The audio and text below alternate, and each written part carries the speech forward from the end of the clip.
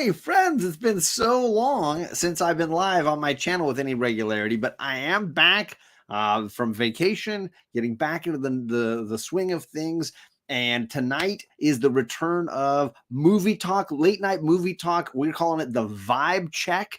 We're looking at great movies and then comparing them to other movies that have the same energy or vibe. That means I'm joined by Dan from Comic Chop News. You're overselling the great movie part.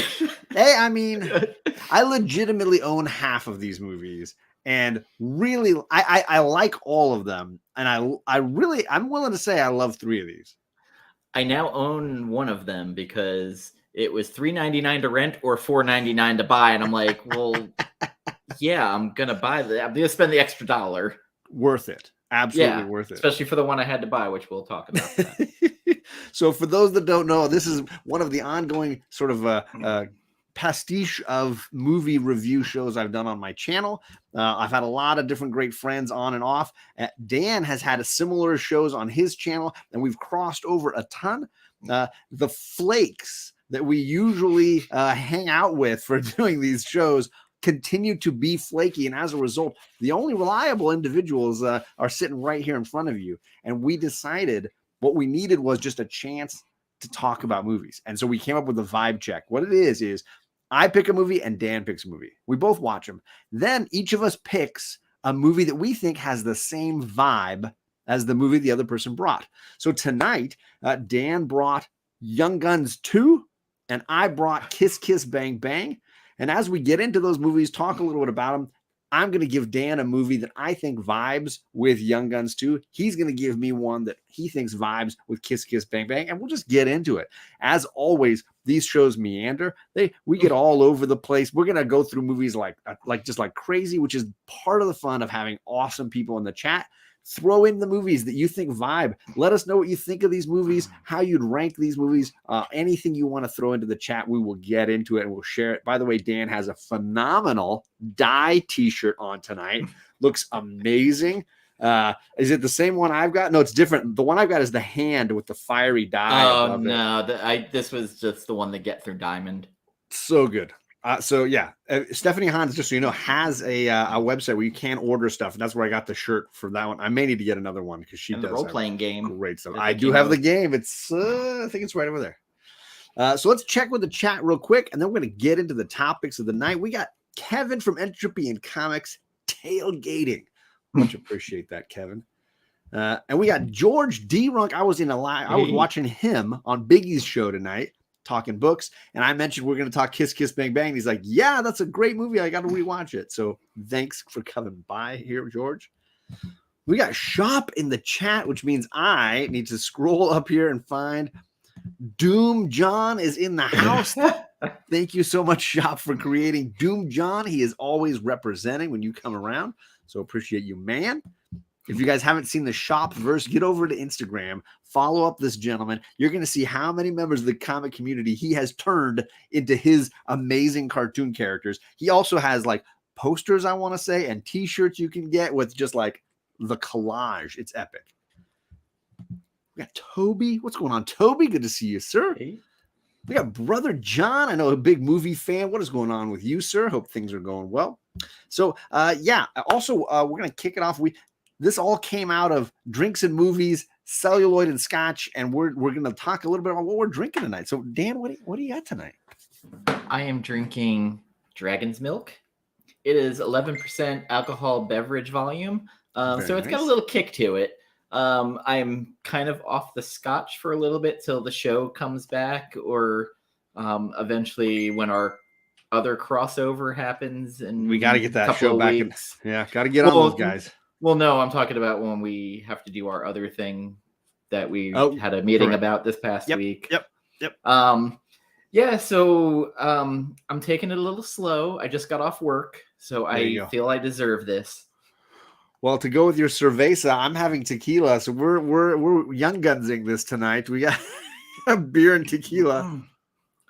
I see Bueller's in the chat. I just wanted to thank you for what you were doing for my friend Jennifer. It means a lot that you're willing to help her. So thank you, sir. Yeah, shout out to you, Bueller. He's been using his auctions on his channel, his Dynamite auctions, to donate his fee that he makes from those auctions. He's been donating it to our friend Comics Will Break Your Heart, Jen. So we appreciate you doing that, Bueller. Bueller's also just dropped a video tonight, and I commented on it already, asking, anybody have any questions about how these 2 years living in a van have been for me? So if you've got questions for Bueller, he says he will answer them also. Make sure you drop him a question real quick. All right. So as I said, tonight we've got 2 movies. Dan brought one, I brought one. Do you want to go first, Dan? Are you down with that? I will. Yo, Ross. We're going to kick it off. I would love to hear, because I want to hear your thoughts and why you picked and what was it that motivated you to choose Young Guns 2. So the first thing was we did some grim ass movies last show. We really they were very intense. So it got dark. I wanted something fun. Sure. That's just, and growing up when we did, there were 3 or 4 summers straight where it was just banger after banger of movies. Sure. Because we got in 1 year, 89 Batman. Yep. We had in 90, I want to say RoboCop 2, maybe. I know Terminator 2 was, I believe, 92. 92, yep. Young Guns 2 was 90. I love late 80s, early 90s movies. And I think it's definitely a lot of great stuff. I joke about it, but Robin Hood, Prince of Thieves was a huge freaking movie. Almost every one of the key dancing moments of my junior high era was dancing to the theme song from Robin Hood, Prince of Thieves. Jurassic Park. Bryan Adams. Was I still say to my girls, one of the best theater experiences I've ever had was sitting in Jurassic Park. The sound system was incredible. Independence Day was 94, I believe. It was also the summer of the blockbuster event movie thing was really a deal. And to add to that, and this is where I'm kind of coasting with this, every one of these movies had a song on the soundtrack, like going back to The Bodyguard even, because good Lord, that was huge.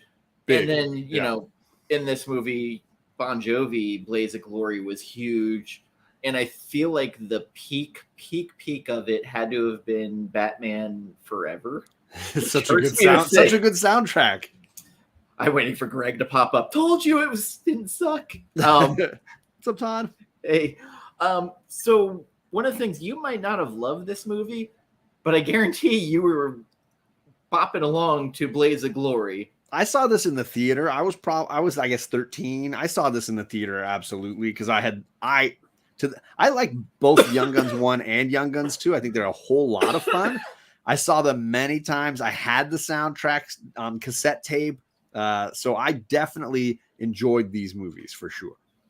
This was all the young actors that were hot at the moment. Emilio Estevez, which, you know, you think about it now, you don't think that he was a hot item, but he was. Oh, yeah. Kiefer Sutherland was, he was in tons of big movies. A lot of people from the Lost Boys and stuff. Yeah.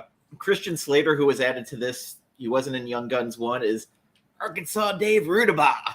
They moved that Charlie Sheen money over to him instead. Lou Diamond Phillips playing Chavez. There is I got to hit this first because it's the first thing you see in the movie. The old age makeup on Emilio Estevez is some of the worst makeup I have ever seen. It is a chef's kiss to bad. It's pretty amazing. Yeah.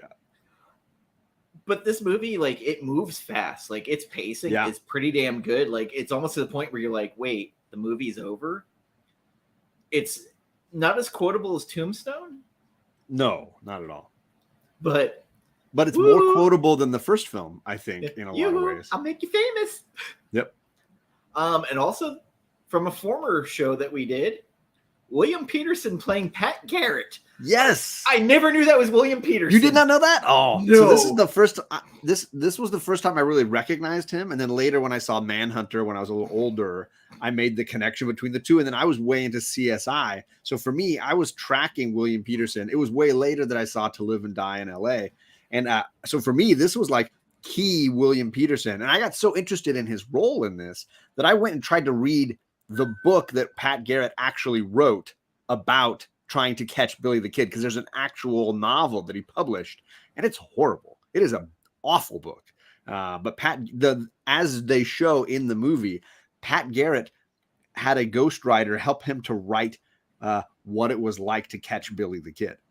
We got some friends in the chat here. We got Southern Comic Geek. What's up, Jason? How you doing, sir? Toby saw this in the theater too. That's awesome. We got Martian. Oh, sorry, I didn't click right. Martian Space Fox. What's going on? Good to see you. Tombstone was epic, Rod. Like, yes. At some point, we'll get to that movie. We should. Sure. We really should. Maybe do an all Western episode. We've talked about that before. That has been a joke. Yes, absolutely. I adore this movie. Like, I love that they all kind of hate each other. Yeah, they don't get along. Like even in the first film, they didn't get along too well. No, and I always love that, like, unreliable narrators and people that don't get along, I think, are my thing. Like, I guess I have a wheelhouse because, like, honestly, like, Billy the Kid's just like, come on, let's have some fun. They're like, no, Billy, come on. Oh, the law's after you. Sorry, buddies. It's an incredibly charming performance that Emilio gives in these two movies. He's really able to kind of, because he never really does anything like this in any of his other films. It's almost like he got it all out of his system. He kind of was like channeling Nick Cage before Nick Cage was a thing. That's funny. I never thought of it that way. But he is very like eat the scenery, over the top, Joker-esque kind of performance. So Brother John says he was 20 when he saw this in the theater. That's awesome. Aggressively relaxing. What's up, Aggro? And we got Bronze Page. What's up, Terry? Good to see you, sir. And hey, we got Lasso. No, we're not eating or petting, or no, we're drinking. We're drinking and talking movies, specifically Young Guns 2. And also, I do love this is during that time when, like, Christian Slater, they were just shoehorning into everything. Because he was hot, man. He's gleaming. He was gleaming the cube, and he was doing radio. What is that one? Pump the volume. Pump up the volume. So Robin Hood, Prince of Thieves was the one where I'm like, yes, that was random. Like, why? Random. Like, what are we doing Still here? Random. Yeah. And Gleaming the Cube and Pump Up the Volume were very good movies, even though I rewatched Pump Up the Volume recently. It's a really good counterculture kind of film. That's really kind of fun. And Heathers. Oh, Heathers is iconic. Yeah. You're drinking too. Let us know what you're drinking. I've got a little tequila. I got George Clooney's tequila is what I'm drinking. I got the Casamigos. Oh, you got all that smug. All that smug Casamigos. I got it as a gift at the end of the school year, so I'm finishing it off. So this movie, it didn't hold up well for me. Still enjoyable. On rewatch? Yeah, because it's been 30-something years since I last watched it. I bought it on... So during COVID, I just started buying random movies, and this was $5 on Blu-ray. And you got this one? Yeah, so I was like, well, fuck it. Like, whatever. Tombstone was like $5. So I just ended up buying all this random stuff. My movie collection tripled during COVID because I had all this fuck you COVID money.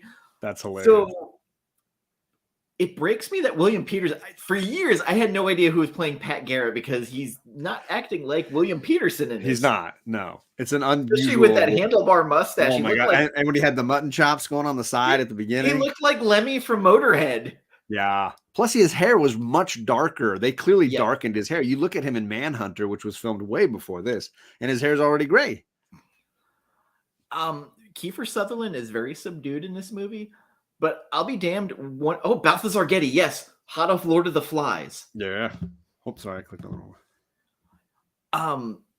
The best scene for me in this, besides, the unhinged Emilio Estevez, was the Christian Slater Lou Diamond Phillips fight where Lou Diamond Phillips has that dagger stuck in his forearm. Oh my God. Crazy. There's dumb stuff like that. And I just love how Christian Slater's just like, oh, well, this is my gang. It's not your gang, Dave. Arkansas Dave, man. What are your thoughts after, randomly having to watch this? I definitely enjoyed it. It was still a lot of fun. Shout out to Martian Space Fox. Heathers is a phenomenal movie. She's having Jack and Cherry Coke. I've never tried that combo. I might need to do that next time. That's not nice. That's not. Let's see. We also had, yes, we do have a hurricane coming, but it should be hopefully not too bad when it gets to us. We'll see later. So yeah, I definitely felt like there was stuff I forgot, stuff I didn't remember. I watched Young Guns last year, and I do feel pretty strongly that I like that movie better, that I think it's a better film, but only because I don't think it's as campy. This one definitely has a little bit more camp to it. And so as a result, I think it's a little, that's the only genre I struggle to enjoy as fully as all the other genres that exist. It's almost a blank check movie. It's on that. I hear there's a lot of stories behind the scenes about egos that the actors were things where they were doing. Like, I hear Kiefer wanted out of the movie so bad he refused to shoot the actual ending of what happened to Doc Scurlock in real life, and instead he's like, you got to kill me in this sequence. Like, I'm not gonna come back and film the rest of this movie, so you got to kill me in this big ending because I'm not coming back. Kind of like how Vin Diesel can't lose a fight in the FF series. So I do hear a lot of that kind of stuff, but entertainment wise, this movie's fun. It's a kick in the pants. There's some great twists and turns, and for me, and we'll get into the vibe check movie that I picked, but for me, it was always a movie about friends who are like a friend who has to hunt and catch his friend, right? Like that was for me the core of the movie, is what Pat Garrett is going through, and the fact that that he had to basically hunt down and in real life, apparently, theoretically, killed his friend, which is intense. And at the core of the movie is that relationship, and I think that's why I enjoyed it a lot as a kid. I liked what William Peterson was doing opposite Estevez. Never stolen a horse from a guy I didn't like. Alan Ruck, yeah, even Alan Ruck's in there, and no yucks. Vigo is in there, not suffering from Carpathian kitten loss. We got Vigo. Jeez. So yeah, I really enjoyed this. I ended up looking up the filmmaker, the director of the movie, because I had not heard of him before.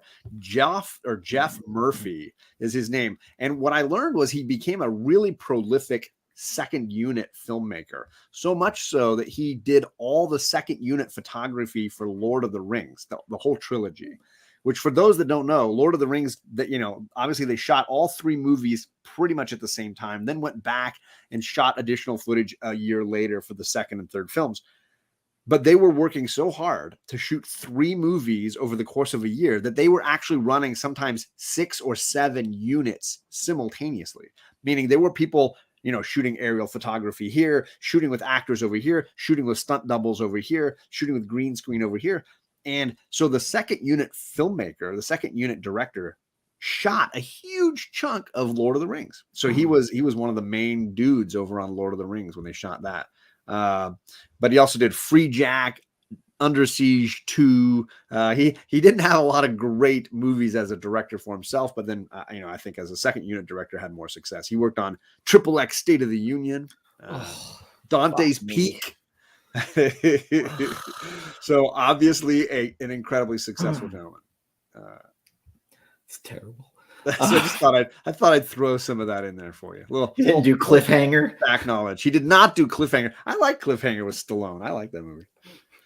Which actor had the better career? And his movie, I'm thinking of Emilio. From this movie, which actor had the best career? I'm a Kiefer fan. I think Kiefer's probably had a phenomenal career. I'd say his career between TV and everything. You have to add the TV, the 24. Sure. I will always love him for that movie Freeway that had him and a very young Reese Witherspoon. Yeah. I recommend that because she's so batshit crazy in there, and he's such a creeper. Yeah.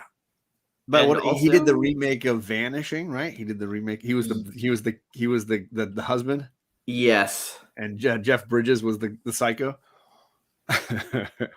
There was another movie that he was in. Oh God, it was the Crossing Guard.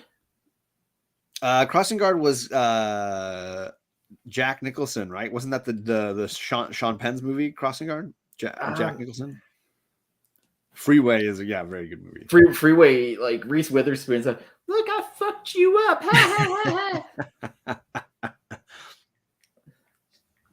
And then she ended up doing rom-com after rom-com. I got right. Well, yeah, that's how you make your money when you're blonde and pretty in Hollywood, and have good comedic timing. Oh, I forgot he was in Zoolander too. Who was Kiefer? Yeah, Kiefer's in Pompeii. I haven't seen Zoolander 2. Sorry, you said Zoolander 2. Yes, and Pompeii, Marmaduke, Oof. Monsters vs. Aliens. He's a good voice actor. I'm surprised he doesn't do more voice acting. Jiminy Glick. Oh, LA Confidential, the TV movie. I was like, oh shit, wait. There's an LA Confidential TV movie. All right, I'm learning a lot now. Phone Booth. Good. That was good. That's the Schumacher all-in-one like location basically movie. Yes. Dark City. We talked about that already on this show. A Time to Kill. Yes, good movie. Great cast. Eye for an Eye, Cowboy Way, Three Musketeers. Oof. Yeah. A Few Good Men. Great. Iconic, yeah. Flatliners. Yeah. Bright Lights, Big City. Ooh, I forgot about that one. That was earlier in his career. Right. Stand By Me, he was Ace. Yeah, so we're getting now into the phase where he was clearly still using drugs pretty consistently. Yes. Supposedly though, he pulled Corey Feldman aside during one of the, I think it was Lost Boys, because Corey Feldman was crying and was trying to like console him. Wow. Yeah, Corey Feldman told that story. Well, I mean, obviously, Kiefer grew up around Hollywood and probably had some of those same experiences one way or another. I don't remember him as a child actor, but certainly somebody who was in and around Hollywood at an early age. I mean, his father was in one of my favorite movies. Actually, a couple of my favorite movies. I was going to say, he's in a ton of great movies, his dad. In particular, the Invasion of the Body Snatchers movie with Leonard Nimoy in it. Yeah, the second version, it's right? So good. Yeah. Don't know how my favorite performance by Donald is still Backdraft. I love Donald in Backdraft. He's just so scary, insane in that movie. The movie is not amazing. It's very good. It's entertaining, but Donald is on a different level. He's just playing. He's doing Hannibal Lecter in that movie, and it just is amazing to me. So I'll throw in my vibe check movie now if you're ready for that. I'm ready. All right. So for me, the concept of a friend having to hunt down a friend, I went with Point Break. I feel like in a lot of ways, these are definitely testosterone movies about guys on the edge of the law, and somebody has to basically infiltrate the gang and try to catch his friend, somebody that he has learned to grow to understand. So the Pat Garrett, Billy the Kid thing seemed to mirror the Swayze, Keanu kind of thing that they were going through. And ultimately, both movies, I'm not saying the real life Billy the Kid story did end this way, but both movies end the same way, with the hero catching the villain and letting him go. I don't remember anybody shooting their gun into the air repeatedly, screaming. No. There's a lot of times where they just shoot the guns off, though, in Young Guns. They're just shooting stuff. To be later on spoofed in Hot Fuzz. Instead of getting stabbed in the arm, we get what's his name from the Red Hot Chili Peppers. Anthony Kiedis shoots himself in the foot. That's instead you get that graphic moment you'll never forget. Anthony Kiedis screaming with a bloody foot. First thing you have to do is remember this was like Keanu's very early in his career, so his acting is not great. He is the weakest link, and there's definitely sequences when the dialogue falls because of him. But you made a joke in our chat about how you didn't like the dialogue. You thought it was really rough. I loved the dialogue in Point Break. But it's when he's against Busey, and you're like, Busey's, I don't... Yeah. Like, and this is subdued Busey, which is the weird thing to say. He's the most underplayed in the three leads in this movie. Actually, if you throw in Dr. Cox from Scrubs, what's his name? You're a regular Blue Flame special. Oh my God. Sending another asshole here. Yeah. John, sorry, what's his name? Oh my God, it's going to drive me crazy. I can't even. John McGinley. John C. McGinley. I'm going to say, though, like, it's crazy when you think that this is Catherine Bigelow, like, one of her first movies, Oscar Award winner Catherine Bigelow. I think she nails this movie. It's so tightly edited. This is another movie that is not slow, that moves really, really well. I feel like is well photographed. It's amazing how well they can get away with the surf and skydiving footage because it's not CG. They can't do any of that stuff. They basically had to pick really good looking doubles or come up with tricky ways to photograph it and have you believe that they're really skydiving. Tom Cruise would never agree to that. He has to do it himself. Swayze jumped over 30 times for this movie. He did over 30 skydives, including the famous shot where you literally see him in the window of the plane jumping out, and you can tell that it's Swayze the whole shot. He tore a guy's throat out 32 times in Roadhouse just to get it right. For Roadhouse. Oh, Bueller, you should still be here. I know Bueller is one of his favorites. That's hilarious. So I love Patriot Games. Patriot Games. God, sorry. Point Break. I love Patriot Games. I love Point Break. I think is it cheesy testosterone over the top action? For sure. But something in the script, and I hear that it's James Cameron, just so you guys don't know. If you guys don't know, I hear James Cameron did major rewrites that he gets no credit for the script. They were married. Makes this a tight, like energetic movie. And I'll tell you, I know that it's Catherine Bigelow in the sequence where they catch Swayze's team robbing the bank and he has to chase him all the way through the whole, like that is so well shot, so well edited from the like flamethrower at the gas station through the crazy, snaking through the different houses and backyards. It is even beginning with the Utah, give me two, like the whole bit, like the whole thing. I love that sequence. It's absolutely riveting. And so for me, it gave me some of the same vibes as the chase sequences in this movie in Young Guns. I felt for me had an energy level that matched. So Catherine and Bigelow, a cheesy campy level that matched as well. Catherine Bigelow, like the biggest thing I'll say about her movies, even the long ones, the pacing constantly is moving. There's something constantly happening. We referenced it when we were talking about The Martian, how Zero Dark 30 is a long fucking movie, but it moves. It moves. Moving. Yeah. Oh my God. And that final sequence with Chris Pratt and the invasion of the facility. Oh my God. Like that, you're just sweat, even though it's like Apollo 13, you know how it's going to end, but you can't stop sitting on the edge of your seat.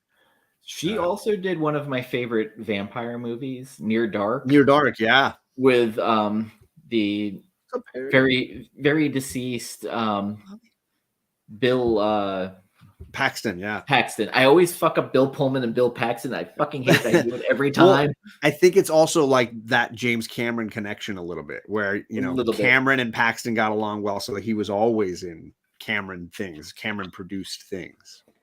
And the fact that like Catherine Bigelow beat out James Cameron for an Oscar is, considering he just like up and left her, is kind of amazing. Strange Days is also one of hers that I really like. It's criminally underrated. Okay, so I forgot about that. That movie, the pacing's not the best. No, I think that movie suffered more from screenplay problems than her other movies.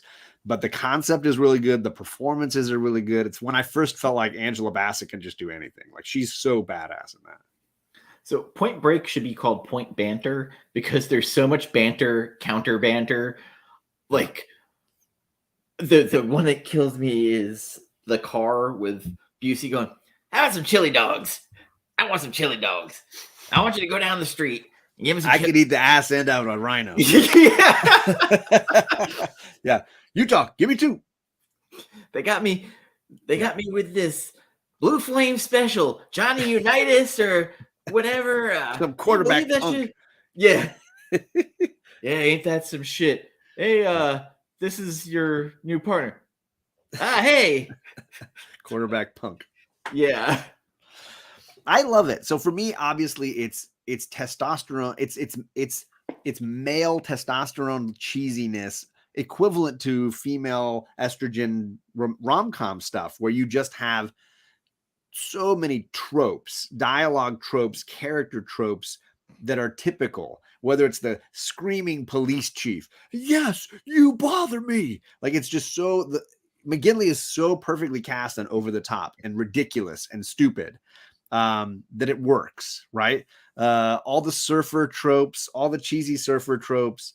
I just think that when it's executed by people who are talented, it rises above the campiness for me. And Lori Petty, and this one rises way above campiness for me. I'm just like, I don't know if I'd lose my, government job for Lori Petty. Who, I mean, not Lori Petty now, not the crazy Lori Petty now, but the Lori Petty in this movie, all day. This Lori Petty is pre-Tank Girl, way before Tank Girl. The League of Your Own, Lori Petty. I'm still in. The movie's entertaining. Like, again, like it's a product of its time, and I feel that's important with some of these movies that you have to 1980. I think this is 88, right? I think it's 88.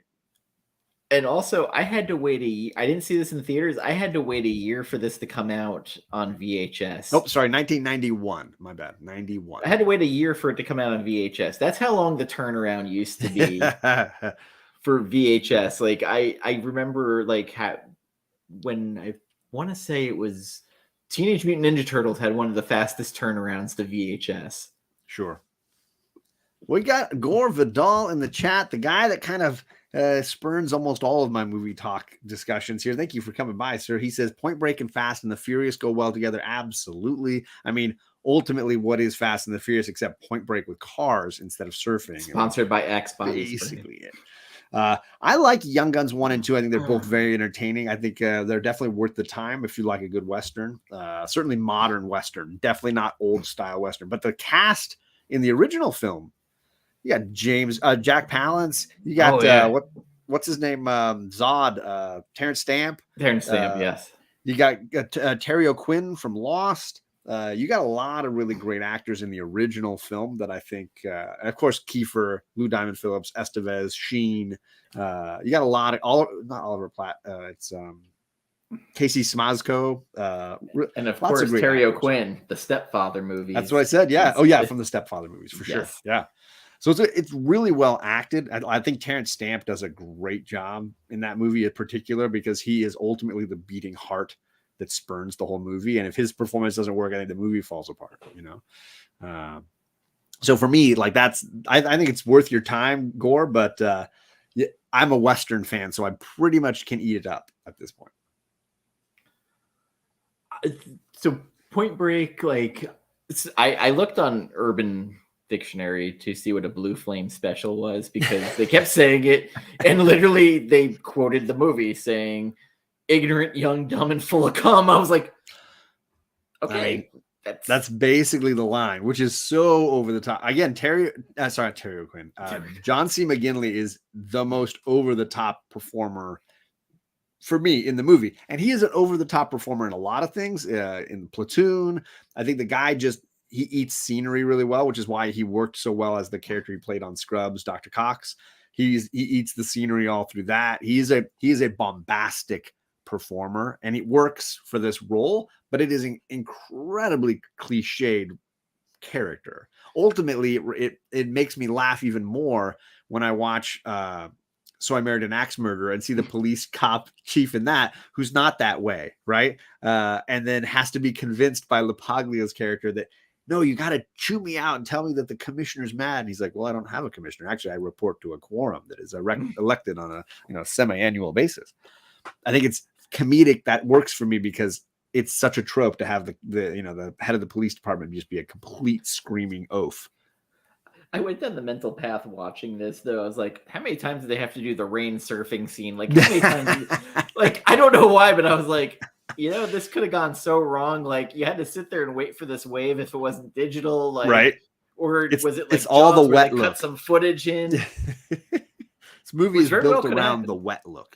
Everybody's got to be wet all the time, right? We got to go get him. No, you gotta let him out there. He's not coming back. Yeah. So good. Johnny, and of course, he's got the long hair at the end, right? He's got the long hair, and Bodhi's got the shorter hair. And he's wearing the not the Mexican poncho. What the hell is the What is Keanu wearing? Or no, Bodhi. He's wearing like Bodhi. the knitted hooded. Yeah, it's like a little hoodie thing. Yeah, I forget what they're called, but he was like wearing that throughout. I was like, oh boy, is that the 90s? So do you have any movies in your mind that match the vibe of Young Guns 2? Are there any other things that jumped into your mind for this movie? Sorry, throw you on the spot. There was in the worst way of trying to shoehorn like youth actors in that they think was hot. Okay. Do you remember the Mod Squad? I do. Claire Danes, right? Claire Danes. But I remember it was like, these guys are young. And they're threw them out there. Sexy. And Giovanni Ribisi is cool right now. And that nobody's ever said that since. Died. Like, oh, man. And that was right after Romeo and Juliet, the other movie where they're like, we got hot people. Hot young actors. Do Romeo and Juliet. We got that Titanic action happening. Claire Danes again. What's up, Tony? Hey, Tony. In the chat. What's up, man? I don't know. Like, Young Guns is one of those things where, like, we've seen different iterations of it so many times. Now, there is a movie out there, though, that I think people don't talk about. Okay. That I kind of adore because it was so bad it's good. Okay. Judgment Night with Emilio Estevez. What? Really good movie. Yeah. Soundtrack movie. The fucking soundtrack at the time. Cuba Gooding Jr. You got Cuba in that? Yeah. Yeah. Oh man, I gotta remind myself who directed that because that was good. Judgment Night. It had was in it. Cypress Hill. Where is that? I gotta go find his filmography here. Sorry. That I absolutely need to look this up. Where is that? I see Men at Work, Mighty Ducks, Judgment Night. There we go. Directed by Stephen Hopkins. Written by Lewis Colick. Stephen Hopkins. Let's look up his for those that don't know. I think we did look him up once before. He was the director of Dangerous Game, Nightmare on Elm Street 5, Predator 2, Blown Away with Tommy Lee Jones, Ghost and the Darkness, the remake of Lost in Space from the TV show, obviously. Men at Work. Under Suspicion with Hackman Freeman, The Reaping. I don't know what that is. And Race. Ricochet, good movie. Wait, are we looking at the same director's stuff here? Oh no, this is more movies. Never mind. Movies like this. Never mind. Like, wait, you're blowing my mind here. I'm seeing a very different list. But yeah, those are all movies by Stephen Hopkins, the director of Judgment Night. Yeah. Who was the baddie in that? Stephen Dorff, right? No, not Dorff. Dorff was his brother. Dennis Leary. Yes. Dennis Leary was the bad guy in that. Wow. I haven't thought of that movie in a long time. Jeremy Piven, pretty early on. Piven was like doing coke in that, wasn't he? Like, he's like. So I remember this came out the same year as. What did Young Guns or no? Judgment Night came out the same year as Nino Brown, Wesley Snipes. It was the where he's the drug kingpin. Nino Brown, New Jack City. New Jack City. Yeah, two bangers same year. I mean, yeah, they're both very entertaining movies. I can't remember how many times I watched Judgment Night, but it was like on HBO for a long time. I felt like as a kid, and it was like always on, and my brothers and I would always tune in and watch it. Judgment Night. And there it is. Bobby already knew it ahead of me. Bobby's already mentioning it. See, Bobby's on it. Wesley Snipes so fucking scary in that movie. The only other movie I could think of with someone as menacing as him was Tupac in Juice. Yeah, well, sure. I love along those lines. Obviously, you have Lawrence Fishburne in Deep Cover. Cover. He freaks me out, man. He gets intense in that movie, and of course, Goldblum is hilarious in that. But oh yeah. Terry got it. I got the juice now. You sound like Wolf two mocking us. boomers trying to remember the good old days. Get out of here, man. Get out of here. You guys are hilarious. So one of the things I'll say, like, I don't think Point Break is a good movie. Okay. You're breaking my heart here. It's entertaining.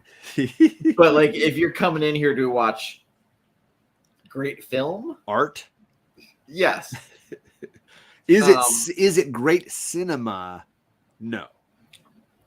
Is it great action? Absolutely. It is top flight in action entertainment. So this is where the Fast and the Furious kind of plays in, because they're movies where you go in, you turn your brain off. Yeah, you're not there to like come to great realizations about life, right? You just want to be like adrenaline pumped, right?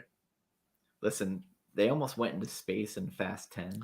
I haven't gotten there yet. I'm still on Fast 8. I haven't finished 8 and 9 yet. I bought the Blu-rays for the 4Ks for $9 each. You got Gore upset with you with that comment about Point Break. I don't know. I'm surprised. For me, what makes it work is the script and the writing is strong enough to make you believe in the ridiculousness of it. That an FBI agent is learning to surf so he can catch bank robbers is a hilarious premise. The fact I almost thought Perry was going to join in. The Fast series. The fact that they make you buy into it and in any way that this becomes believable is a testament to a really good set of writing. I will also say Patrick Swayze is in his absolute like amazing. He's in the groove right now with this movie. Like he's in the prime of his career and he looks phenomenal. I mean, just gorgeous. And he is just nailing every scene he's in. Even when he's over the top, you buy into it. Much, to bring it back to our vibe check, much the same way Emilio is charismatic and charming in these Young Guns movies. I think those performances seal the deal on these movies, right? Emilio and Emilio and Patrick Swayze really nail it. Every time you say Emilio, all I keep thinking of is Night at the Roxbury. Emilio. So Estevez and Swayze are able to carry the movies because I think their performances are so solid and they're so charismatic. You know, when Bodhi talks, here's what I realized on this rewatch.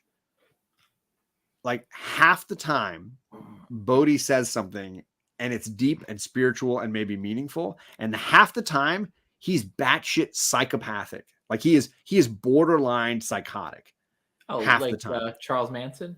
So there are moments when he says lines and you're just like, oh my God. So my favorite scene is the one in the back of the van after they skydived the first time, where he shows the videotape of Lori Petty and how she is being held hostage by his partner down in Mexico.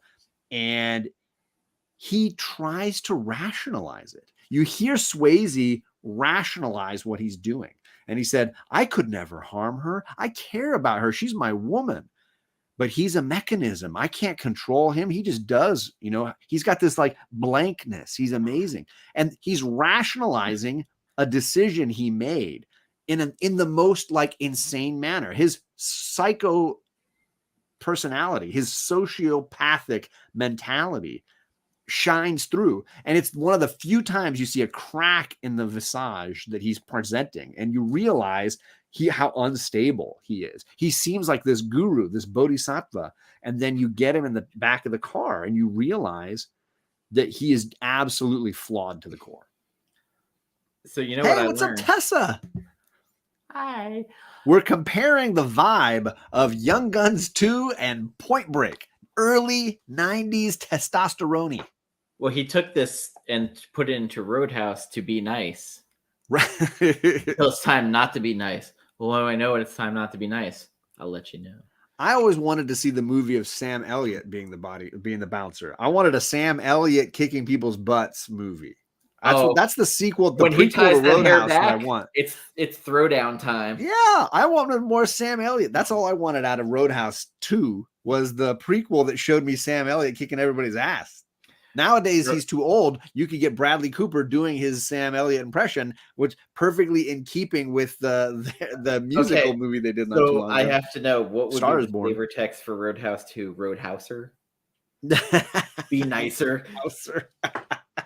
Because you always had to have something. I would say Wild Bunch is obviously a far superior piece of cinema. So if you're looking for a cinematic example, it's a wonderfully graphic, grotesque cinematic masterpiece, Wild Bunch. Whereas Young Guns is a more fluffy pop entertainment, if that makes sense. That's how I see it. I don't know if you see it different. So I see like the yes spiritual successor to this being the Magnificent Seven remake they did.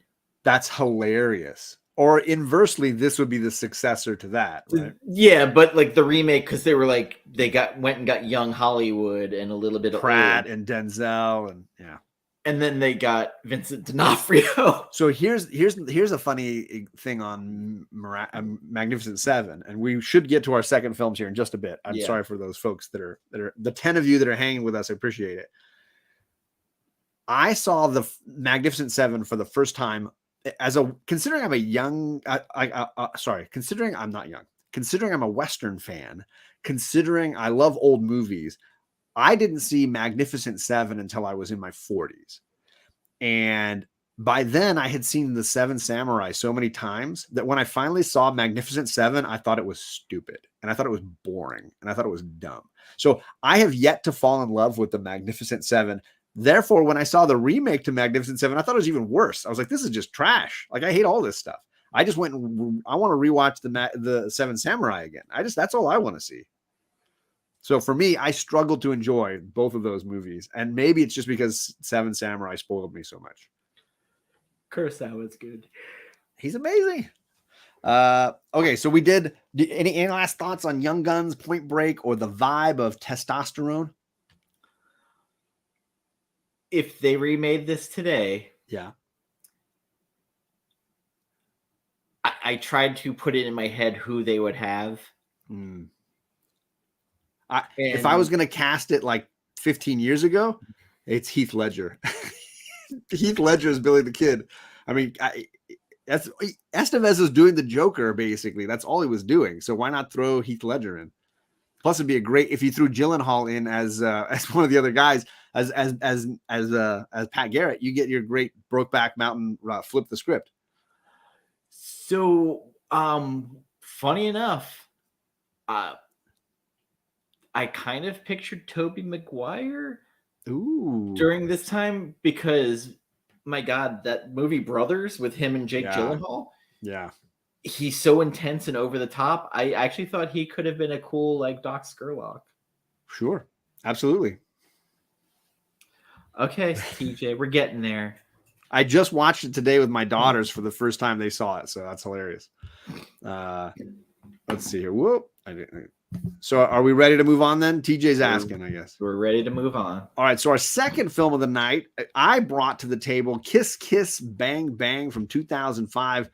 This is Shane Black, writer, director. This is obviously Kilmer and RDJ as the leads, Michelle Monaghan as the female lead. And in a lot of ways, this is a throwback to noir detective movies. But in my opinion, what I love about the movie is the fact that it basically pulls the veneer off. You have basically a lead detective in Downey Jr. who is an absolute disaster and just a failure at everything. He's a bad crook, he's a bad actor, and he's a bad detective. And it's a comedy of errors in a lot of ways. Everything from fingers being chopped off all the way through to ridiculous torture devices.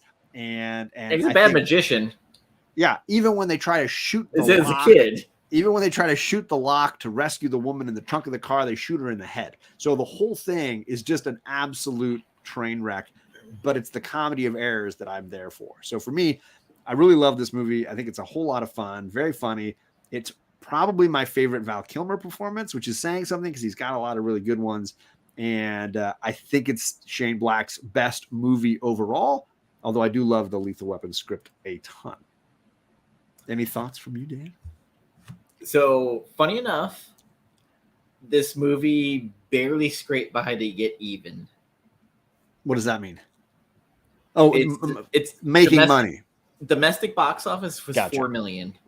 Okay. International was 12 million. Worldwide, 16 million. Oof. It did 180,000 opening weekend. Oof. Production budget was 15 million. Yeah, so that means it lost money because you got to throw advertising in. They usually don't count advertising. It only in that ran stuff. in 226 theaters nationwide. So that's such a shame.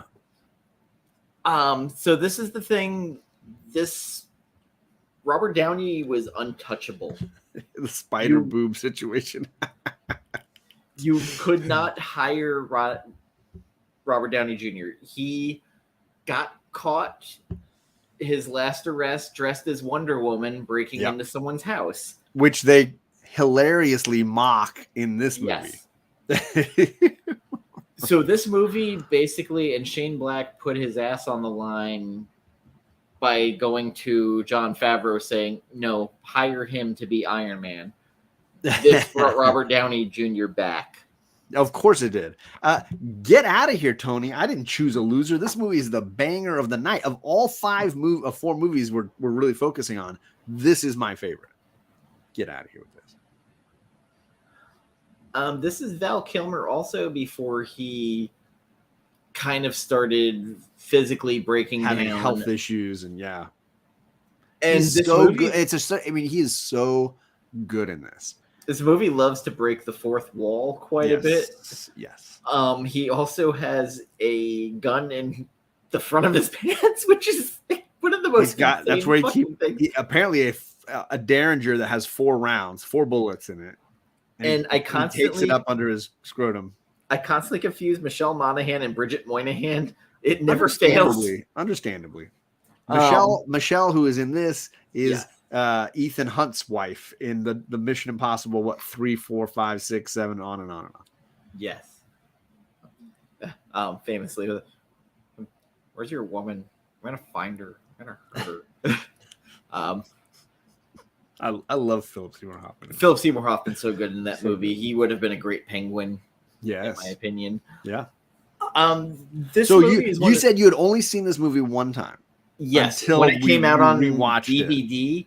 So I had to get it from Amazon. Sure. Prime Instant.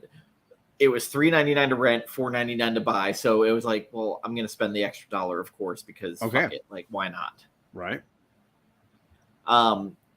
Very hard movie to find on Blu-ray, even. It's just much. I have a DVD. I have a plain old DVD copy at this point, and I've purchased the digital version for this just so that I can have an HD version to stream.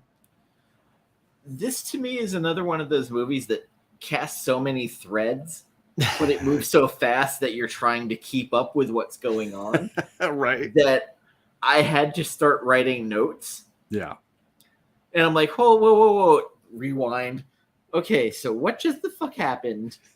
Val Kilmer has such good screen presence in this movie with Robert Downey Jr. acting off each other. And Val Kilmer, he's almost like a cameo in the beginning and then becomes like a major character in the second half. Yeah, absolutely. And it's a fun movie. This is probably out of all of them the most fun movie because the witty banter. Oh, so good. And I'm a sucker for banter, and even Val Kilmer has some fairly good lines in this. Oh, I mean, I feel like you could watch the trailer and just have a ton of laughs at the you put a live round in that gun. He's like, I had a one. It was like an 8%. 8? Who taught you math? The whole he's like, stop multiplying. He's sitting there doing the math to try to understand the percentages of a 1 bullet in 6 spots gun and what it could have meant. Again, those sequences are hilarious to me. Like when he throws the gun in the lake and then argues with him about the gun my mom gave me. You threw it in the lake right next to the car. He's so good, and also the consistency of the character. Having rewatched this movie a ton, listen to the way Kilmer talks, the vocabulary that his character has. He consistently speaks eloquently. and to the point. And so you hear him, and his vocabulary is way better than all the schmoes in this movie. Everybody who's like basically, high school or lower education, you can tell Kilmer's character had higher education. He speaks so well. He uses the word nonplussed. I don't know anybody who says nonplussed anymore. But he's like, so sorry, I got a little nonplussed. I love the way they write his lines, because it's so clear that he is different than all the other characters going on. He's the only one that really understands what's happening. Until the end credits, where Robert Downey Jr. is like doing a narration and he comes in. Yeah, and shuts the whole thing down. Yes. It is, the movie is based on an old noir novel, but you can tell that it's Shane Black completely rewriting it. In fact, this is the movie that made me realize that Shane Black has ADHD. Like, he is clearly like he's on a different level, going a different speed, and doesn't slow down for anybody. And I'm here for it. Like, it's perfect for movies like this. For another movie we're going to discuss later, I just think Lethal Weapon had the same banter. I think it's perfect for Last Boy Scout. His jokes in The Predator. Yeah, and the original Predator. Yeah, he's an actor in the original Predator. And I'm sure he did script rewrites for McTiernan on that. He did. Yeah. So like, I know he had a major drug habit, but it might have been to cope with some of the things in his head, because I think he just moves at a different speed, and the movie is him in that way. It is very ADHD, and you know what you're kind of getting into, because the opening scene with the kids and doing the magic act, oh my God, pretty much brings you into the characters without actually showing you the adult characters, but no what problematic people they are. Yeah, absolutely. Absolutely. And did that father actually hit the girl? It looks like he was winding up. Yeah. And knowing that the dad that slaps her, if it's her dad, is the dad that abuses the daughter or the sister in the villain of the movie, if you want to even consider it, I think it makes sense that he would.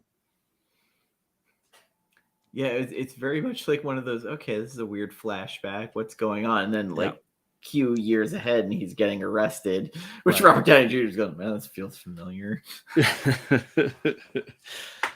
So for me, obviously this is in Shane Black's wheelhouse. Shane Black loves men, buddy cop, buddy partner movies, snappy dialogue, mysteries, twisted plots where everything kind of is interconnected and it comes around and connects again to the end. So that in that way, this is definitely his kind of movie. Of course, LA, Christmas time. It's got all of his tropes. For those that don't know, almost every Shane Black screenplay that he's ever written takes place at Christmas time. Last Boy Scout, Long Kiss Goodnight, even his Iron Man movie, they all tend to take place around the holidays, and they generally are buddy stories. Two guys. I kind of love the Last Boy Scout. Last Boy Scout is firstly top flight entertainment, but it's also the most campy, I think, of all of his movies. And that's just it's Ridley Scott or Tony Scott. Tony Scott just is like, I'm going to make this look glitzy and shiny, and we're going to make Bruce Willis seem like a badass, and we'll just go and do this movie. And we'll get Halle Berry dancing topless, and we'll just get crazy. There's the villain in it who keeps calling him James. Yeah. And like, you can just see, don't call me James. Yeah. I don't know why, but that always amused me. Yeah. So I think that what I like about Kiss Kiss Bang Bang, I think, is it doesn't take itself seriously, and it wants to entertain, and it doesn't want to slow down for anything. And I think it's just funny. I think it's just fun and funny. Why would you pee on a corpse? Like, that whole sequence is it's like so good. No, I get to ask my question first. Well, my question comes first. Stop talking. Why in the perfect hell would you pee on a corpse? It's just, I think that level of like speedy dialogue and banter, like you said earlier, just makes this movie highly entertaining. Yeah, Long Kiss Goodnight with is it Sam Jackson?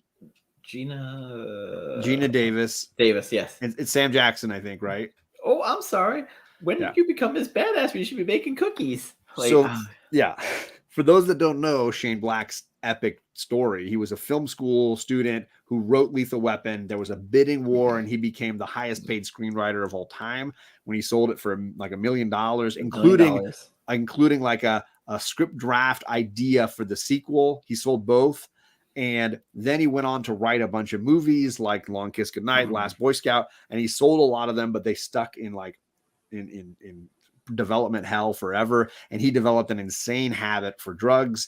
He kind of just derailed and disappeared from Hollywood for a long time, kind of like Robert Downey Jr. did, and ultimately, worked as a script doctor for a little while to pay the bills and find his way back into Hollywood when he can finally write a few more movies and it started directing movies like Kiss Kiss Bang Bang, Iron Man 3, and others as well.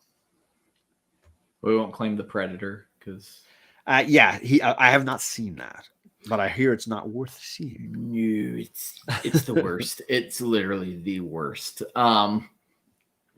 Although, funny enough, I didn't know he directed the movie and wrote the movie that I picked as the vibe check. Yeah, you want to get into the movie that you picked that vibes or has the energy for Kiss Kiss Bang Bang.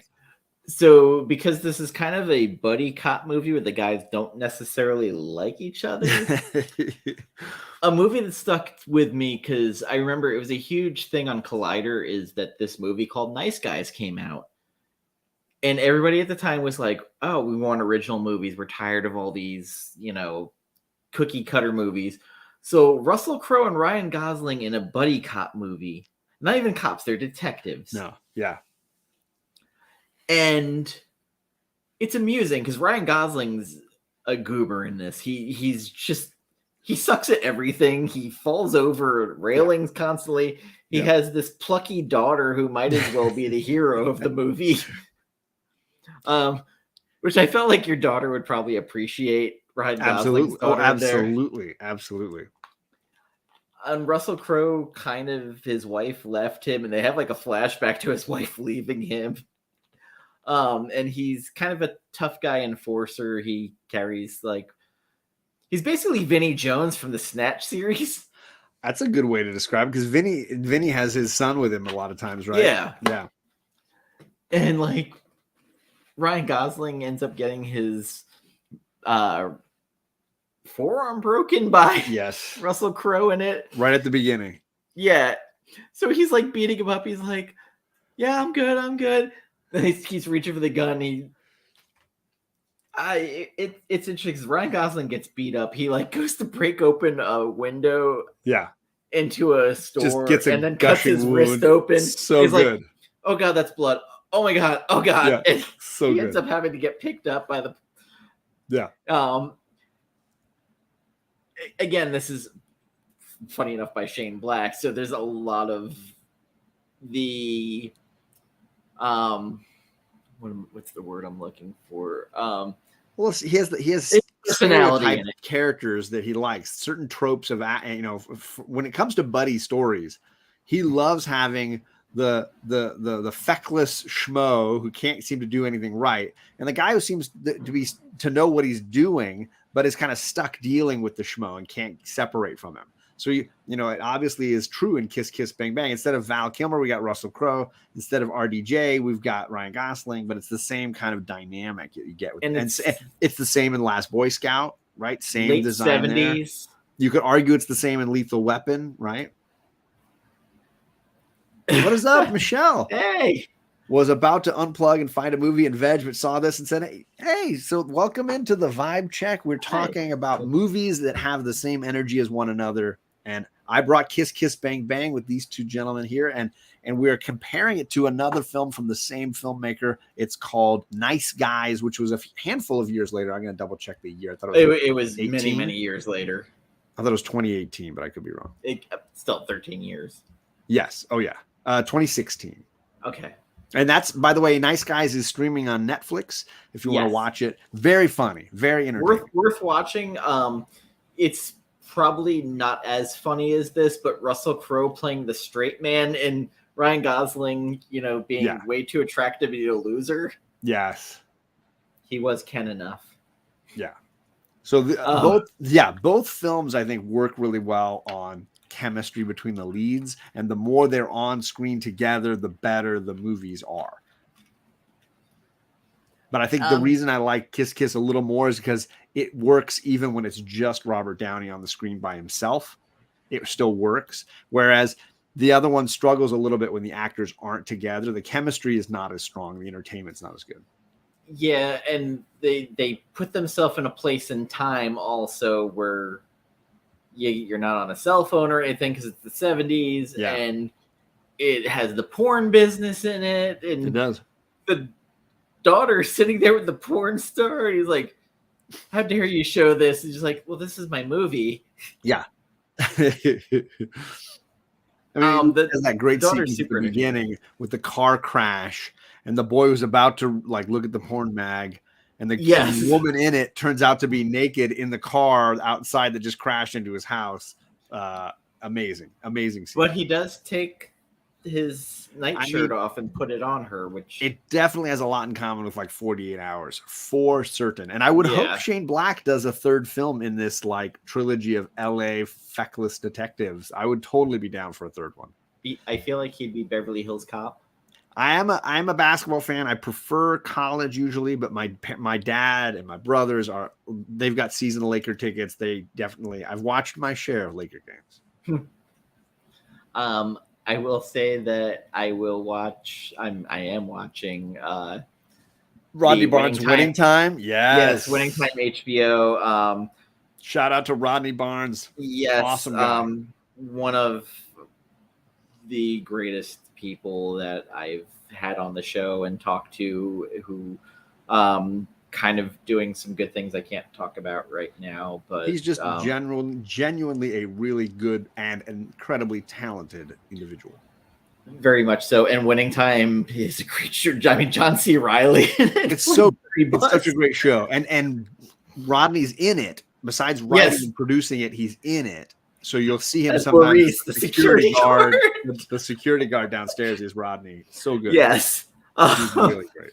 Who, funny enough, Michelle met him over at Third Eye Comics in Baltimore. Oh, and that's cool. He took a picture with her and told her to send it to me to make me jealous. I've yet to meet Rodney in person, but thanks to you, I've had a couple of good chances to talk to him. Yes. So it kind of made me.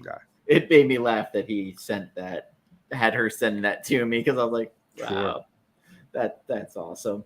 And Toby, I'm a Derek Fisher fan first and foremost, so that's my Laker. If you want a Laker from me, talk about a guy who plays. You're all about pressure. The underdogs. He just bombs. That guy bombs under pressure. He just hits it. He hits the shots. There's a guy in the Orlando Magic, Darrell Armstrong. That was that guy for everybody. Oh yeah. I'm in Orlando. Oh yeah, so you took my Shaquille. You took my Shaquille away. You took Shaquille from us. I'm not a Miami Heat fan. Oh, okay. The Heat took him. Yes. We were stolen from first. I was gonna say I took him from you, and then you took him back. Oh, they took him back. Nice guys. How did you feel? How had you rewatched it since you saw it the first time? Was this the first time rewatching? This is the first time I've rewatched it since it came out. Back in the days where Netflix still had a disc service, and you'd get that stuff. So I was still entertained by it, especially after watching some of their more recent movies. Sure. I think this was good for Ryan Gosling because he kind of got to get rid of, because he was in Drive, then he was in Blade Runner 2049, which I love. But what was that motorcycle one he did with Bradley Cooper, where they were like, it was like Between the Pines or something with a tree that I know which one you're talking about. That was depressing as heck. Between Two Pines or something like that. He was in these very heavy, I don't talk much, I'm just intense movies for a while. So he got to do a fun movie where he got to kind of dick around and be the comic sidekick almost. Yeah. And I think it showcased for the first time that in a good while for him that he had comedic timing. And I love the Steve Carell movie he did, Love something. I know it. Crazy Stupid Love. Yeah. Yeah. And I think he's got great comedic timing. Obviously, we're seeing it right now in Barbie as it's having huge success. But this was the first time I had really noticed that he was trying to do comedy. And I think there's certain people who can pull off comedy. Like, yeah, one person who it always surprises me is, the guy who was in 21 Jump Street. Channing Tatum. Tatum, okay. Where it's just like, all right, dude, I get it. You're kind of funny. Like, let's you can't look good and be funny. Like, be one or both. Pick one talent, right? You don't get all the talent. I will say, John Carpenter always said that he could never do comedy because it's too hard, because comedic timing is harder than drama. Well, and I, not to shoot shots at some people's favorite genre, but I think horror is consistently the easiest genre for filmmakers to succeed in, because you don't need a whole lot. You don't need a budget. You don't even need a good script. You just need to have good editing and good photography, and you can have something. You just build that suspense up. I feel like and maybe it's just the experiences I had in film school and then in working for film festivals, you would get thousands of Blair Witches and the worst Blair Witch copy was usually better than the best attempt at comedy. Because it's harder. It's harder to make a comedy that actually works. And it's easier to make something with a couple of jump scares that you're like, okay, that was kind of freaky. I also, like, funny enough, John Peters, when casting for Batman 1989, okay, was very close to possibly getting Bill Murray, because he loved the Razor's Edge to play Batman. Yeah. Wow. He was really going for a certain comedic type, wasn't he? Yes. Because they could play dark. Interesting. Yeah. I mean, then again, like, and I thought about it, I was like, okay, Bill Murray would have been interesting, because I started picture him doing that "let's get nuts" scene. But John Peters also said that the reason why Batman was successful is because the sword fight, the guy who was fighting with the swords, was real. He cast him. That's why that movie was a success. The guy's batshit crazy. Yeah, clearly. I wanted to highlight. Sorry. I was going to say, I agree. This scene is hilarious and got one of the biggest laughs from my daughters, who liked all the kind of like racy scenes. And they were like, oh my God, are they going to have a full sex scene right now? Is this going to become a whole thing? And the second she confesses she slept with his friend, it derails the entire sex scene. And they were laughing. They thought it was hilarious. His tantrum. And then he does the moment when he's like, watch your hand. And then he slams the door, because he had lost his finger just earlier in the movie when she slammed it on him. The whole thing is really well punctuated. So it's a great scene. George, I agree. I can't really say there's a great scene in Nice Guys. Like, there's a lot of good scenes, but I don't think there's a standout, like, this scene's better than most. And I think it suffers from the comedic timing, whether it's an editing thing, a screenwriting thing, an acting thing. The comedic timing isn't as well punctuated in Nice Guys. So there are really funny moments that you miss. Like when one of the ones that my daughters totally missed when I was watching Nice Guys, they're getting shot out at the house, and Russell Crowe says, "Gun, toss me a gun." And Gosling throws the worst toss of a gun ever, and it goes flying out the window. So now they have nothing. They had a gun and now they got nothing, and they're getting mowed down in this house. It's a great comedic moment that is not punctuated by good editing. So the joke sails by. The drunk Gosling, when he's out there with the porn star, when he falls over the railing and he can't find his gun. Right. There's some great, when he's calling for help, he's like yelling for help. Yes. The best scene for me is the first scene when they meet and he's trying to like break his arm. And it's followed up by the second time they meet in the bathroom stall. He's fighting with the door the whole time. Those two scenes back to back, I think, are the best in the movie. And they really do the best as far as comedic timing and acting with the characters, because I think they give them the opportunity to play off of one another better.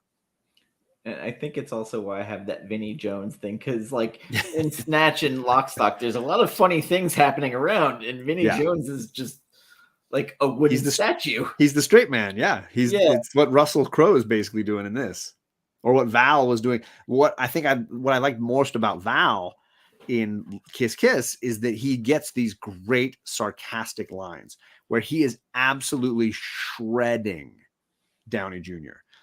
When Downey Jr. says, "What do you think I am, stupid?" And he's like, "I think you wouldn't know how to feed yourself if you weren't flapping your gums all the time. Yes, I think you're stupid." It's just such a good line. And in there's fact, a bit of Lethal Weapon to it. Oh my God. And I caught for the first time rewatching Kiss Kiss Bang Bang the fact that so early when they first meet at the party at the beginning of the movie, and Kilmer's getting in his car, and Downey Jr. says something like, "Hey, that old guy from high school, I bet you I got $5 that says you could call him up." And he might say yes. And then Kilmer comes back with, "That's funny. I got a 10 that says ketchup, and I got 2 quarters that say whatever." And then he says, and then he's like, "Talking money." And then the guy says, "Did you say talking monkey?" He's like, "Yeah, I said talking monkey." If you really listen to the dialogue is ridiculous. But at one point, they'd been talking about Michelle Monaghan, and he was saying like, "Oh, I wish I'd gotten her name. I didn't get her name." At one point in the middle of their conversation, Kilmer tells him her name. He says her name is, was it Holiday? No, it's Harmony. He says her name, and he says the street address where her apartment is. And the only reason that happens is because Val Kilmer knows her character. Val's character and Harmony know each other. And he knows her the whole time they're having this conversation. And he knows that Downey Jr. is obsessed with her, wants to find her, can't figure out where she lives. And the whole walk down to the car, he knows this. And he's like, "I know where she is. I know who she is. I know everything about her." So at one point he says, "I've got 2 quarters that say Harmony." And he names the street corner. He's like, this and that. And then Downey Jr. is like, "What? What did you say?" And he's like, "Talking monkey." And then he runs right through it. And then finally at the end, he's like, "Don't worry. I know where you can find that girl. She's done some work for me down at this club." And then Downey says, "Where's the club?" And he's like, "I'm just going to drive away now." He doesn't tell him where the club is because he already told him like 7 lines earlier, but he mumbled through it. And if you're not listening to the dialogue, it's in there. Kilmer's just toying with him because he's like, "This guy's a moron. He's drunk and he's not listening to me. He's not worth my time." I just love that level of focus because the audience is probably going to miss all of that the first time through. And Kiss Kiss Bang Bang was a good comeback for Val Kilmer after having to do Dr. Moreau. Oh, Jesus. This is not the movie he did immediately after, is it? No, this is years after, but okay. It took him a while to get that stink off of him. Well, I mean, sure. That makes me want to know the order now. I'm going to go and look at his filmography. All right. So let's go to Kiss Kiss in 2005. 1, 2, 3, 4, 5, 6. 7. It's a long way back. Moreau was 10 years earlier almost. However, I'll tell you what he was trying to get the stink off of was Alexander. This was a year after Alexander. This was the following year. So that's probably what he was trying to get. I forgot about that movie. That's what he was trying to get the stink off of from Alexander. Yeesh. Pick of Destiny, MacGruber. Bad Lieutenant Port of Call, New Orleans is awesome. Yeah, it's a winner. Oh, Nick Cage is. Yeah. Yeah. Exactly. So any final thoughts you want to have here on Nice Guys or how it connects to Kiss Kiss Bang Bang? Obviously, it's a detective story. It's a buddy story. They hate each other. It's a banter story. There's a lot of vibe checks here, right? Could have gone like a million different directions of movie to pick. And weirdly, Nice Guys was the first one to popped in my head, not realizing it was the same fucking writer. I mean, it's because I think Shane Black clearly has a style that's very much his, that a lot of filmmakers have that style that they can't escape, the Woody Allens and the Scorseses or whatever. Like now thinking about it, I might have done, if I were going to go a complete different way, Training Day. Ooh, that's But very that doesn't interesting. have the humor in it. No, it doesn't have to. You know, obviously it vibes well on the idea of teaching somebody, right? Because Perry is supposed to be teaching Harry how to be a detective. And that's exactly the function of training day, right? The young kid's first day, and he's got to make all these moral choices about what's going on. That's interesting. And both of them take place over basically a day. And you know, Kiss Kiss is more like 4 days, but like Yeah. still a very short time in LA. That's interesting. The one I was thinking was Midnight Run. Ooh, yeah, yeah. So Kiss Kiss reminds me a ton of Midnight Run. For those that don't know, it's Charles Grodin as a white collar criminal who's on the run, hiding out, and De Niro is the bounty hunter who basically finds him, catches him, and has to bring him on this most incredible cross country journey back to get him into jail in time. Which also could vibe with Young Guns too, I guess, in this in the same idea of like hunting somebody down. But a lot of this testosterone guys who don't necessarily like each other stuck together kind of stuff. I mean, 48 Hours might actually end up being the best of like a comparison of like humor where, you know, Nick Nolte and they don't like each other. Yeah. But yet they can't. You could even do Rush Hour. What about Stakeout? We get Emilio back. It's been a long time since I watched that movie. It's funny. It holds up well. It's basically you know, Richard Dreyfuss gets more to do in that, and Madeline Stowe as and then I can't remember I got the movie now. They would have. It would have gone full Emilio. It could have been an all Emilio Men festival. at Work with him and Charlie Sheen together. They're garbage men. Yep. Look at them. We're not doing Mighty Ducks. Good white boy. Training Day and Internal Affairs obviously have a lot in common for sure. Certainly on a genre and like emotional theme kind of level for sure. And I guess there's, you know, when you talk about vibes and energy, certainly you can talk like literal or you can talk figurative. And I think there's lots of ways to do this.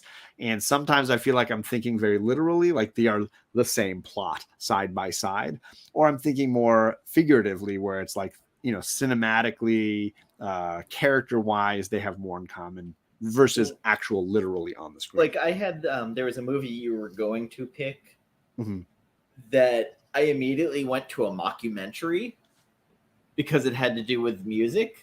So instead of a drama or an autobiographical film, you went to a mockumentary, which again, genre-wise, no relation. And I think it's true with Point Break and Young Guns. You talk about a Western versus an action, pulpy action film. They don't have a ton genre-wise. But with an unhinged...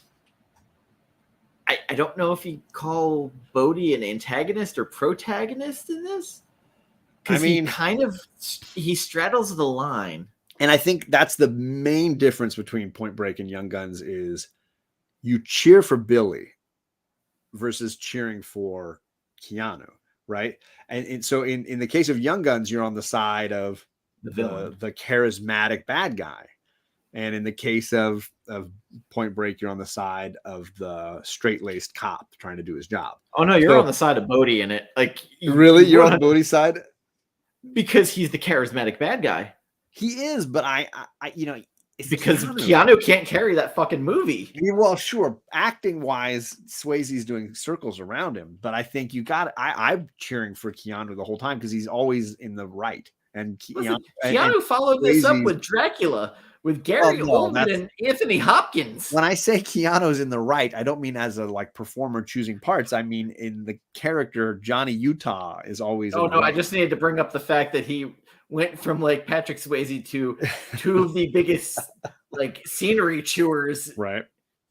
And Anthony Hopkins is like trying to outdo Gary Oldman in that movie. I could go on about that fucking movie. I'm gonna stop. I remember when, Keanu was on a roll and he'd had Speed and he had Matrix and and he was much beloved. But at the time, like just before that, he was considered a joke. He was considered a bad actor and a joke, and he didn't know how to do anything. And nowadays he's revered as this like genius. And what I always felt at the time was that Keanu is not an amazing performer, but what he is he's an incredibly savvy film chooser. And he is incredibly good at choosing product that he can do something useful in and bring something to the table to succeed. So I think one of the things he can do better than a lot of people who struggle in the industry of film is find movies that he fits in. And he is so successful at this. He really does a great job. Nobody would think we're doing Old English. Nobody would think that the kid in Bill and Ted's Excellent Adventure or Parenthood would grow up to be the guy in Speed or John Wick. Like, it's just not the same actor. And I think he just is savvy about his choices. Yeah, Dangerous Liaisons. Good. Great movie. Or he was in Kenneth Branagh's Much Ado About Nothing as the villain. He sure fucking was. And it's the worst role in the movie in the play because the character is completely one-dimensional. Winona Ryder doing Old no English other layer. Well, yeah. So but I think Keanu does. He works. He fits he can do it, And I think so. Again, I think he just picks things really well. My girls recently saw Parenthood with Steve Martin, and Keanu's phenomenal in that. He is so good in that. I have the dumbest Keanu memory. I went to see Dracula when it came out in theaters. And when the vampire, as Anthony Hopkins, the horrors of Satan come out, and the vampiresses have like a vampire orgy. Yeah. There was somebody in my audience who was doing the Joey Lawrence Blossom Woe. All I hear is, whoa, vampire horrors. In the middle of Bram Stoker's Dracula. Yes, in the middle of the theater. All I hear is, whoa, vampires. Whoa. This is a great pick too. I totally agree. Devil's Advocate. I'm a lawyer. I win. That's what I do. Doing the Southern twang. That's so good. Good. Like Al Pacino is just like, ooh-ah. Yeah. He was in his full scene chewing phase of his career. He's an absentee lawyer. Yep. A landlord. That's what he is. I forgot about that, Toby. You're right. He was in a Paula Abdul video early in his career. He didn't first appear there. That's hilarious. That was after Bill and Ted. That's hilarious. But again, I think Parenthood still is a massively underrated performance from Keanu. His work with Diane Wiest in that, when he's trying to explain masturbation to her, is amazing. It's just so good. I love it. Do you know how he was just a couple of years outside of being in Lost Boys? Really? Who would he have played? Oh, he 100% would have been with Alex Winters as one of the evil vampires. Oh, okay. I didn't know if he was going to play the older brother or, No, you couldn't have Jason Patric out of that because you needed to have the straight-laced brother who was overshadowed by everybody in that movie. Yeah. Jason Patric is often overshadowed by everybody in every movie he's in. Except I don't know what it is. Jason Patric is just like wallpaper. Except in the movie Rush with Jennifer Jason Leigh. Yeah, I don't know. I think Jason Leigh overpowers him in that one. And then, having them play Tears in Heaven. Oh, man. That'll get you. Yeah. Narc. I love as a good Jason Patric movie. Narc with Ray Liotta. Oh, my God. That movie is brutal. Ray Liotta is good in a lot of stuff. He really was. He was really, really amazing. So last thoughts here on Shane Black, and then we can kind of wrap this up. We're an hour and a half in. Any Shane Black, Shane Black final thoughts? Witty banter, ADHD, and then jokes that are only funny probably to him. I mean, certainly he has an inside joke style, right? So from Key and Peele, Michael Key. Michael Keegan, yeah. He has jokes in The Predator that are so atrociously bad that I know he must not have written them.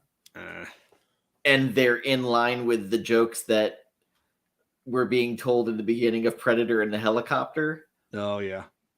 Except told by a crazy person. Oh, no, because like all of them are like military outcasts that are in the mental hospital in it. Yeah, it's funny because I was very excited by the concept of having Shane write everybody Predator movie and go and then he actually hired a sexual predator to be in the movie, that the main actress in it. And then when you have Olivia Munn playing the genetic scientist, is that like when they had what's the World Is Not Enough, they hired what's her name to be Christmas Jones, the nuclear physicist was the Baywatch chick. I don't remember. Or Tara Reid, who is playing a scientist in Unafraid of the Dark. It was one of those game movies, the something in dark, and I'm just like, I don't buy this. And it was in The World Is Not Enough, it was the one who was in oh god, what was the movie with Nev Campbell? Wild Things. Oh, I thought it was gonna be The Craft. The one who married Charlie Sheen. So like, yes, and she's the one in is Christmas Jones in Dr. Christmas Jones in World Is Not Enough, James Bond. She plays a nuclear physicist in that. Same actress. Every one of the Denise Richards, yes. Yeah. Every one of those names in those Bond movies, like, it's bad. It's just bad. That's my least favorite Bond girl. Yeah, least favorite Bond girl and performance and everything. It's just atrocious. It's atrocious. And that's hard to say because there has been some atrocious Bond girls. I mean, that might be another show. Vibing with Bond. I will also say that there is a Bond movie that the Majesty's Secret Service, I think it was the one with Richard Lazenby. That's not as bad as everybody makes it out. It's not as bad. No, it's actually a lot better than people think. It's just you're after Connery. Yeah. That's the problem. Well, sure. You're going to suffer from that for sure. But yet not as bad as our good friend Roger Moore. That's true. Toby, I think we're going to be all right. It sounds like the hurricane is Category 4 now. It's just going to be a lot of rain. As it's over the ocean. Someone who's got a lot of experience with hurricanes. Yeah. It sounds like by the time it hits California, it's not even going to be a Category 1 anymore. The concern, though, is we will get a ton of rain and wind, and that maybe we're just not prepared for it. So there's people whose houses are on cliffs that might mudslide. That's the best thing you can do is choose where you're going to be for these couple nights, even if it's just a motel or a hotel for a couple of nights. Make sure you've got sandbags where you need them. Motel, hotel, Holiday Inn. In my area, the fire department sets aside spots where they pour sand and leave bags and shovels, and you can make your own sandbags. Just swing by the fire department and get them. So it's possible. And also, if you have backup batteries for your phones and stuff, go ahead and use those. Charge them up beforehand. Water. Buy some water. Water, especially. So here, the power when it goes out sometimes, and the plumbing stops working, so you actually have to have jugs of water to pour down your tank so you can flush. Thankfully I have a pool, and when I first bought my house and moved in, we didn't have the plumbing didn't work for the first few days. The water in the house didn't work. We would pour water from the pool into the tank so we could flush the toilets. And it makes for a good bath. Certainly. Yeah. So no, don't worry too much, Toby. I don't know exactly where in California you are, but it's a Category 1 on Saturday. It'll be a tropical storm. And by the time it gets to California itself, that'll be all in Mexico. By the time it hits California, it should be just a tropical storm. It'll be heavy rain depending on where you are. So your power grid probably isn't made to put up with wind like that. So you might have down power lines. You might have trees that come down, things like that to watch out for. Thank you, Bobby. Thanks, Bobby. Much appreciated, brother. Yeah, let me get like the Scorpions. We rock it like a hurricane. This is the perfect time to remind folks then. Down below is the link to Comic Chop News. His logo is right here, Dan's channel. And we do this vibe check back and forth on each other's channels. So the next time we do this, we're going to be on Dan's channel. If you don't want to miss the next movie chat, it's usually Fridays and Saturday nights just because we stay up late and don't want to necessarily have to go to work the next day if we don't have to. Next week on my channel, Thursday night, Tessa and I will be joined by Brian from Marvel by the Month, and we're going to be talking about the comics that had the most impact on us growing up. Oh, that'll be exciting. So it's an interesting theme.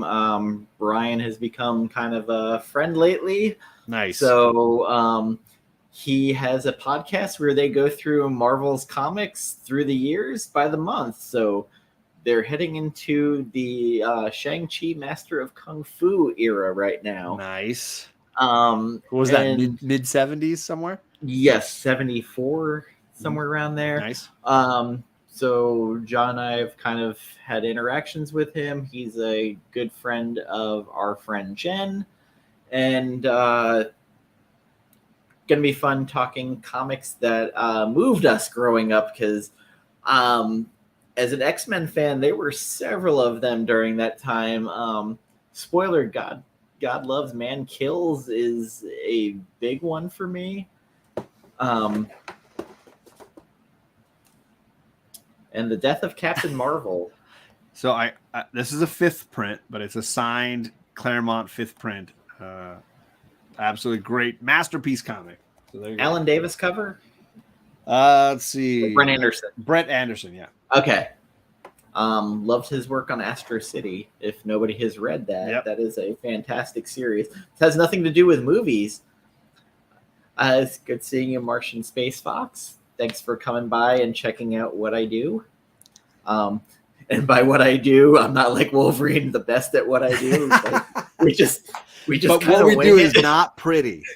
Yes. At some point, we do have promises from our failed co-hosts for the director's show. Yeah, we'll hopefully get those guys back on the ball to watch some movies. Otherwise, you're just going to get more vibe checks, which is fun.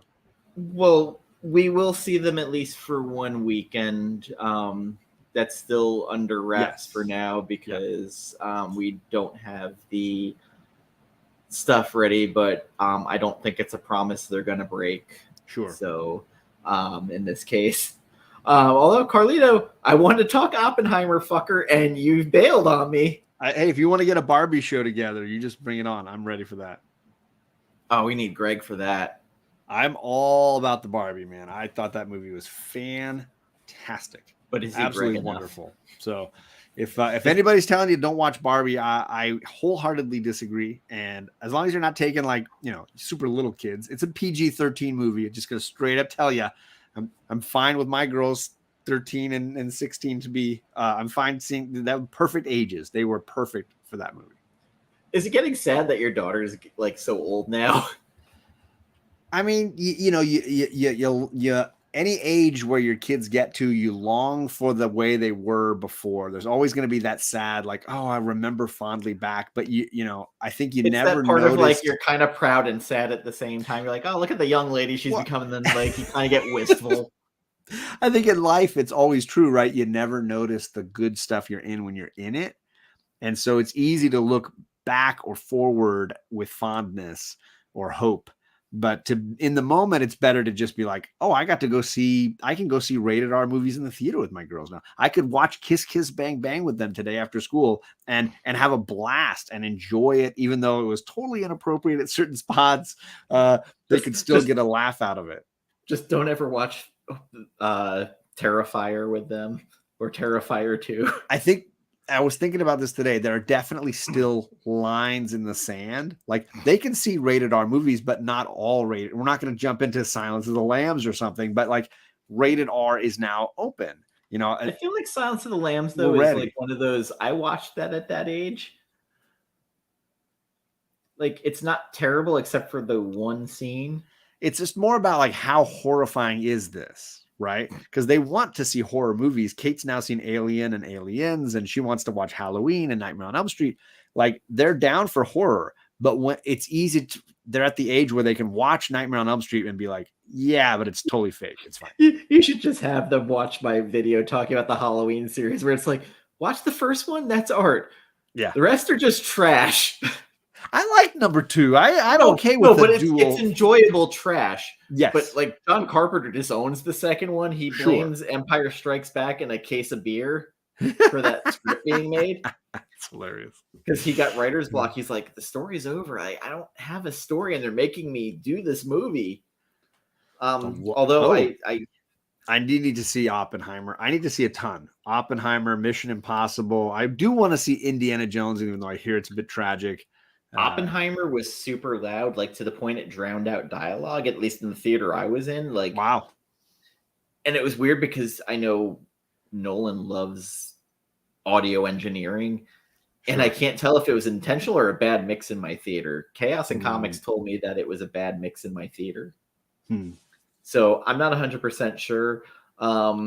Weirdly, our friend Carlito did not put this in his top 4. Well, I remember hearing people complaining about Spider-Verse and feeling like that sound was not working in their theater as well. That the mix was off on that, and I know they had to issue apologies for that. I still haven't seen Spider-Verse yet. I thought Spider-Verse was wonderful, and I had 0 sound mix problems in my screening. But I did not see the IMAX 3D screening. I went to I'm not an IMAX or a 3D fan. So I don't want dead technology. I don't need smell-o-vision. I usually do IMAX. It's gonna anger Carlito. I can tell you, I did not see the Meg 2 in IMAX or 3D. It's how it was meant to be. Yeah, I think IMAX, I legitimately feel like 3D is a dead technology, like smell-o-vision. Like, I don't need 3D for anything ever. It worked for Avatar 1. I saw Avatar that way. It was Avatar 1 was the last 3D movie I saw, and I walked out feeling like I wasted my money. It was not worth it. So that was me. I hate 3D. IMAX, I get it, but I'm never going to see another movie in 3D again, ever. Never. It's not going to happen. So this one time, my aunt and uncle took me to go see Friday the 13th Part 3 in 3D at the theaters with those red and blue glasses. And I got glasses. I got freaked out because I was like maybe 8 and should not have been seeing that movie. And ended up playing Donkey Kong for 3/4 of the movie out in the lobby. Nice. Yeah. And looking at it now, Carlito liked Oppenheimer for sure. He liked it. He just didn't have it in his top 4 of the year so far. For Nolan. Oh, for Nolan. Okay. Which Nolan, like, I mean, that's high praise for Carlito. Those are some of his all-time. Interstellar is one of his all-time favorites. I have The Prestige. Probably you do too. A little higher than most because I think that solid script-wise. I think it's Memento, Prestige, and Dark Knight for me as the top 3. I don't know if Dark Knight and Prestige. I don't know where they fit, but those are the top 3. I have Inception pretty high. It's up there. Yep. I have Dunkirk rather high. I need to rewatch that one. I don't think I've seen it a couple of times. The audio mix on it is so just fantastic because it's quiet, and then you have the dive bombing on the beach and the boats where it's just some of the best audio engineering, and I can really appreciate that. Sure. But the Prestige, Inception, just because of how interesting it was and the effects in it. Yeah. They're so interesting and complex. It shares with The Thing the open ending, which drives people nuts, but at the same time, I kind of like having the choose your own adventure ending. Of course. And for the people who tell me that they hate John Carpenter's The Thing ending, get out of here. You're not welcome. Way to end it. Yeah. There's really no other way that would be satisfying other than paranoia, 2 guys sitting there drinking everything in flames around them. There's nothing better. Well, and I will say one thing I do agree with Carlito on is I think Tenet is wildly underappreciated, and I do think it's actually a very quality film. And the more I've watched Tenet, the more I like the concepts that it's playing with. I have that actually higher than the Dark Knight movies. I certainly have it higher than Rises. I mean, Rises I think is my least favorite of his films. Because it's the most schlocky. It feels the most studio made. It doesn't feel like a Nolan movie at all. It feels like they fired him and hired somebody else to do a Nolan. I like Begins a lot because Begins is really good. Yeah, it's the French Connection, basically. Like it really is. It is. So I need to go to bed. I'm getting eyes from my daughters. They're tired. Yeah, we completely just went. But it's not even 10 o'clock. Give me a break. It's late for you. Yeah, Charlie's saying you want to go to bed. You never go to bed. I always come down here and find you in your sister's room. Watch Halloween 1.